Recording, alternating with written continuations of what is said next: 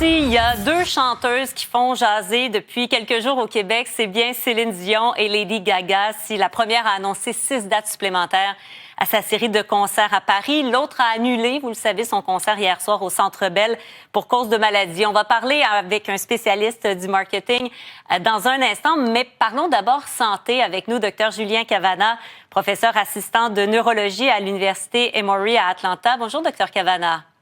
Bonjour. Parlons d'abord de Lady Gaga. Infection respiratoire, a-t-on dit, qui l'a obligée à annuler assez à la dernière minute. Là, il était 17 heures hier soir lorsqu'on a pris la décision, lorsqu'on a annoncé, c'est-à-dire la décision d'annuler. On comprend que c'est beaucoup plus simple de performer que d'annuler, donc ça prend une infection assez considérable. À quel moment le médecin, Dr Cavana, dit « Non, ce ne sera pas possible que tu chantes, que tu performes ce soir ». Sans doute le médecin qui examine Lady Gaga se dit que cette infection respiratoire, elle peut avoir des conséquences très néfastes sur ses cordes vocales et sur sa performance de long terme.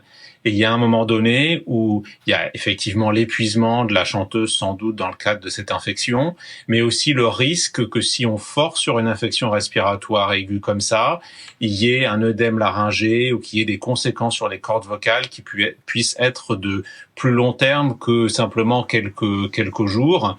Et puis aussi le risque que si on force, eh bien, c'est pas 3 concerts à la fin qui sont annulés, c'est plusieurs semaines de récupération.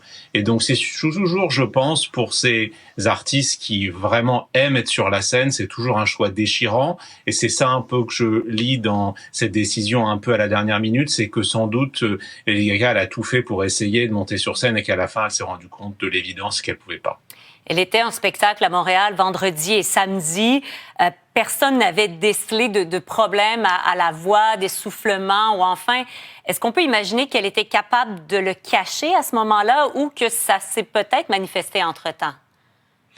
Non, je crois que ces infections virales, elles évoluent assez rapidement. Alors peut-être qu'elle avait quelques petits symptômes. Effectivement, personne n'a détecté quoi que ce soit, et ça s'est sans doute aggravé rapidement au cours des derniers jours. On est en fin de saison hivernale pour ces infections respiratoires, mais le virus respiratoire syncytial circule encore. La grippe et le Covid s'en vont, et puis il y a le rhinovirus que même ici dans le sud des États-Unis on voit beaucoup. Donc son équipe ne nous dit pas exactement de quel type d'infection il s'agit, mais c'est tout à fait crédible que soit la fin de semaine dernière, il n'y avait pas de symptômes ou des symptômes très bénins qui ont évolué sur les tout derniers jours.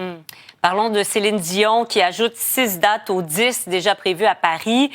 Ça ajoute aussi à l'intensité. Ça devait être 2 concerts par semaine, mercredi et samedi, pour respecter son rythme. Et là, on ajoute des vendredis, donc à certains moments, 2 journées de suite. Est-ce que c'est beaucoup pour un retour sur scène? C'est vrai que ça pose la question.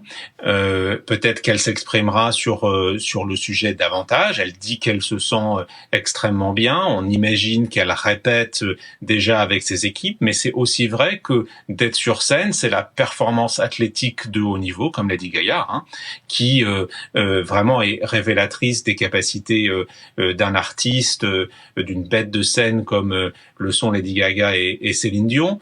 Donc on verra. Moi, je lui fais confiance. Je fais confiance à son équipe. Je pense que ces dates aussi, elles sont rajoutées parce qu'il y a une demande extraordinaire. Il y a un désir extraordinaire du public, dont votre serviteur, qui voudrait beaucoup la voir. Oui. Donc, évidemment, on lui est vraiment redevable d'avoir ajouté ces dates qui, à mon avis, sont plus une réponse à la demande que quelque chose qui aurait évolué dans sa santé. Allez, merci beaucoup, Dr Cavana, d'avoir été là. Grand plaisir.